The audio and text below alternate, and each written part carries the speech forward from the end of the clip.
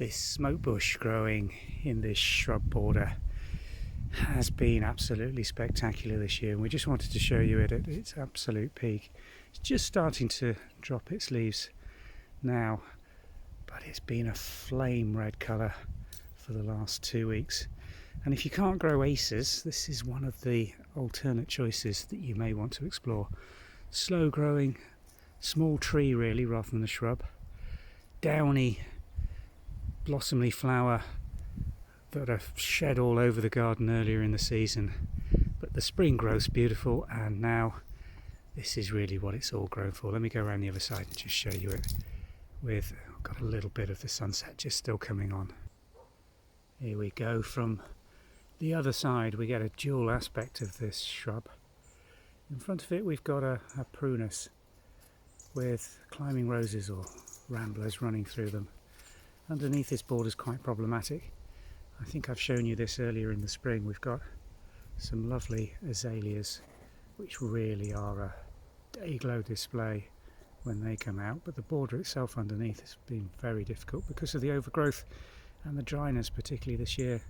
But the little white aster just in front of the plum tree, or apple tree I should say, has done really well this year.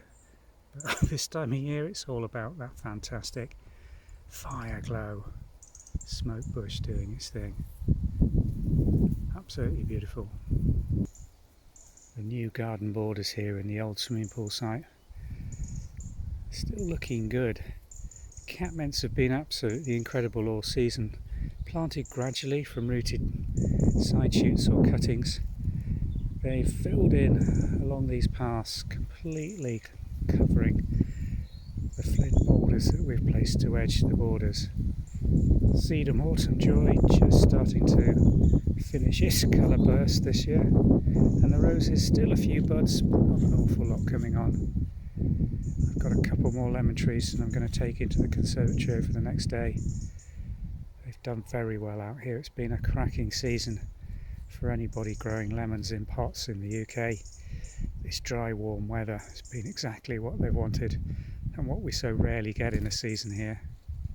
These osteospermums have been a real find this year. There's been lots of new varieties coming into the garden centres, ones we've not seen in the UK commercially before. Perennial one behind spread out really well. That was 5 plants bought on a car boot sale. Very easy to propagate. We've got some cuttings going from that, from bits that we just pulled. The root cuttings again the side shoots root into the soil and they can just be pulled off and plotted straight up. They get going almost immediately. Done really well. And the last few little blossoms of the roses coming out. We're almost in November, so considering that degree of shortness of the day and cold night temperatures, this border's still looking incredibly good. The asters have done beautifully, as have the delphiniums and chrysanths, where they are coming to the end and need tidying up. Lovely to have a few cut flowers in a jug. Don't they look beautiful?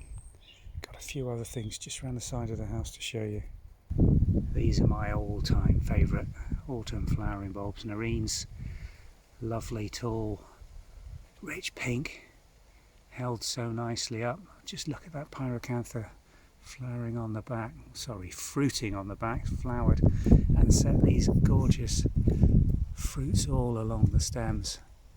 Absolutely wonderful at this time of year, and if the birds don't take them, that will hold its colour right the way through into the springtime.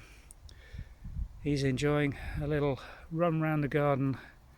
Getting quite dusky here tonight, so I'm going to take them in and give them their supper.